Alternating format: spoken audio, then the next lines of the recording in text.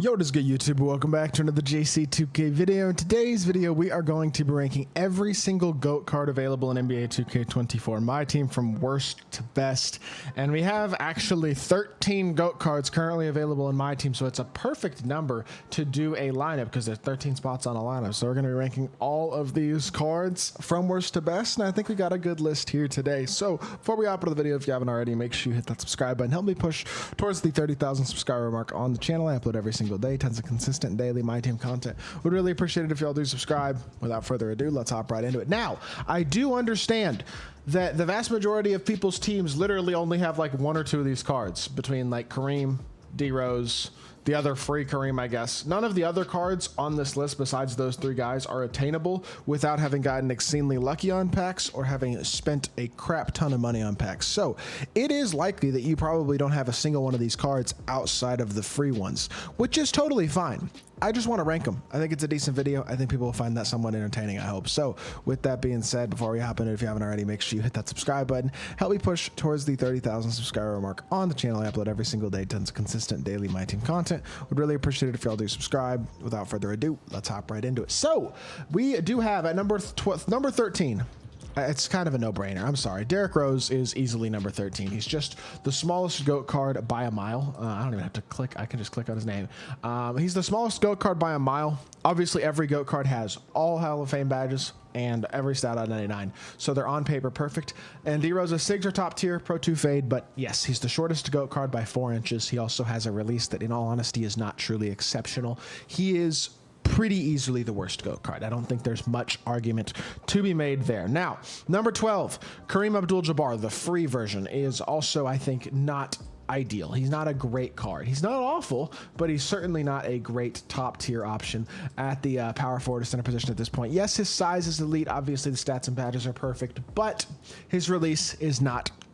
And Kareem's release is not exceptional. And honestly, SIGs-wise, he doesn't have unbelievable SIGs here either. He's basically the same as his 100 overall. And his 100 overall is a bad card, but again, is not a bad card, I should say. But again, when you're ranking the best of the best cards in the game, he's obviously going to be a step behind with animations that are as mediocre as the ones that he has. Number 11, similar reason, well, mostly release-wise, is Larry Bird. Larry is 6'9" at small forward. He's got solid enough size. He's got perfect stats, perfect badges, and pretty much perfect SIGs, but I don't love his upper. I just don't think it's all that top tier. It does hurt the card. Now, IQ base is pretty darn good. I do still think this card is solid, but I think his upper is pretty bad.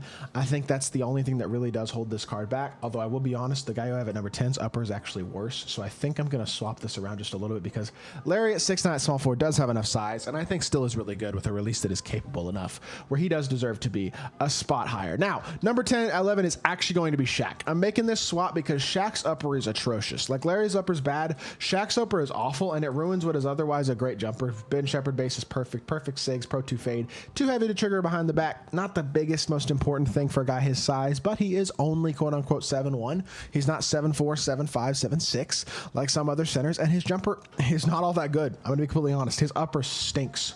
And it does kind of kill the card to a certain extent. He is still very good, but it does make him one of the worst GOAT cards, in my opinion. Number 9, another guy whose probably biggest flaw would be kind of release, MJ. Now, MJ's other flaw is that he's only 6'6", so not a huge point guard at this point in the year. He has Patty Mills base, which is the best base in the game, but his upper, again, kind of sucks. It makes his Patty Mills go from, I mean, Patty Mills is the best base in the game, but it makes it go from a super great release to just a solid release. It's not unbelievably elite because the upper isn't great. Now, at the same time, I don't think that's a deal breaker by any means. I still think he's a really good card.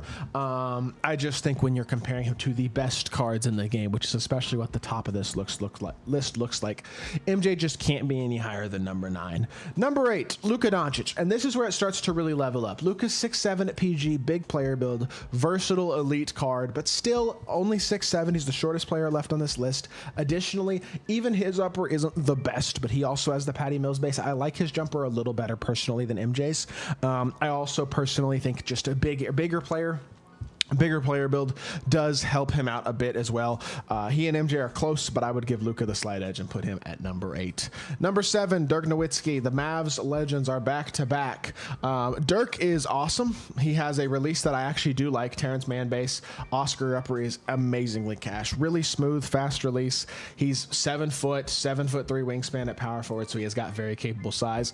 Really, the only reason he's not higher than this is because now we're getting to the point where every single card left in this list is truly top tier. He plays a position in power forward where there are a lot of really good non-GOAT card options as well that also have truly top tier releases and animations and stuff. And so while I think he's a really, really good card, and I really do, I think he's very solid, I still think it's probably fair, in all honesty, to put him at the number 7 spot on this list just because of how stacked the rest of this list is.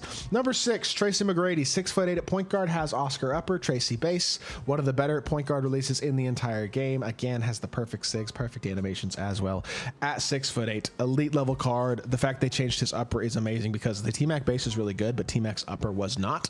Now it really is. I think he's a top tier card and would definitely put T-Mac at the number 6 spot. That feels probably pretty fair to me. Now, number 5, LeBron James. LBJ is an inch taller than T-Mac, much bigger player build than T-Mac, which does help him out defensively for sure, and is honestly the main reason why I give the edge to T-Mac, or give the edge to LeBron, sorry. Terrence Mann base, LeBron upper on very quick. I'll be honest, T-Mac's release is a little bit better than that. And if you wanted to give T-Mac the edge because of that, you could definitely do so.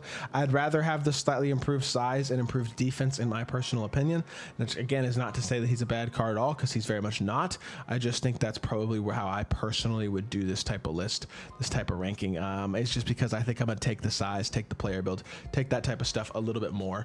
Which certainly is not to say that LeBron or T-Mac, I mean, you could go either way with them. They're both obviously 2 of the best cards in the game. This is just how I personally would rank it. Number 4, GOAT Giannis, 7 foot at small forward, change jumper, amazing card, of course, unsurprisingly. Giannis is always one of the best cards in the game, especially late in the year. This year he is as well. Ben Shepherd up base. I know Giannis's upper isn't the best, but it is so much smoother for a Ben Shepherd base than what Shaq has, just because I think much better. I think Giannis's upper really isn't that bad. Like, Giannis's base is pretty bad. I don't think Giannis's upper is terrible. It's not amazing, but he's 7 foot at small forward. The jumper is still really good. Y'all should go watch the gameplay I did with Giannis if you've never seen it, because that gameplay with this GOAT Giannis was one of the better gameplays I feel like I've done this year. He was incredible, and I think he is one of the best cards in the game. His size at small forward is hard to replace, and I just think overall a truly top tier card. Number 3, Wembanyama. He's got the Jamal Murray behind the back. He's actually light enough to trigger it as well, which is really nice. He's insanely glitchy with Dyson Daniels base. His upper still is the best, but his jumper as a whole is phenomenal. SIGs could maybe be slightly better, but really not much. I mean, MJ's dribble style would be the only thing you'd change. Everything else is pretty much perfect. And again, 7 force with every single stat on 99. Every single Hall of Fame badge and an 8 foot wingspan. It's hard to get much better than that in my team. With that being said, though, I think there are two cards that have done so. One of them is Yao Ming. Maybe I should put Yao at 1. Yao's 7'6", 7'9" wingspan. His jumper itself is incredible. His SIGs are perfect. He's too heavy to do the behind the back, but it doesn't matter because he's 7'6". Pro 2 fade as well. Even has the Kyrie dribble style. Perfect stats and badges. I changed my mind. He's going number 1. And the reason he's going number 1, or the reason I didn't have him number 1 originally, is because of Kareem. Now, Kareem's value at the point guard position compared to every other point guard in the game is, I feel like it might be a bigger gap than most all other positions and gaps in this game. And that, it makes it tough because Kareem, he's perfect SIGs, really good release himself, and 7'2". Whereas Yao at 7'6", there's still Taco and Zach Edey and some other really good, really big bigs who can kind of counter him. It's hard to counter a 7'2" Kareem at the point guard position because there's just not anybody who really counters him at a high level. And so it's tough, but I kind of feel like Kareem almost has a legit argument to be number 1 on this list. If you want to put Yao number 1, you know what? I'm putting Kareem number 1. I think the gap between Kareem and all the other point guards is bigger than the gap between Yao or Wemby and all the other power forward centers. Like, I think this is probably the fairest list that I could do. And so for me, I'm actually going to put Kareem at the number 1 spot on this list. So that is going to do it for this video. Let me know what y'all think of my ranking of these GOAT cards. If you did enjoy the video, make sure you hit that like button, leave a comment, and subscribe. I'll be back on more 2K content very, very soon, and I appreciate y'all. Peace.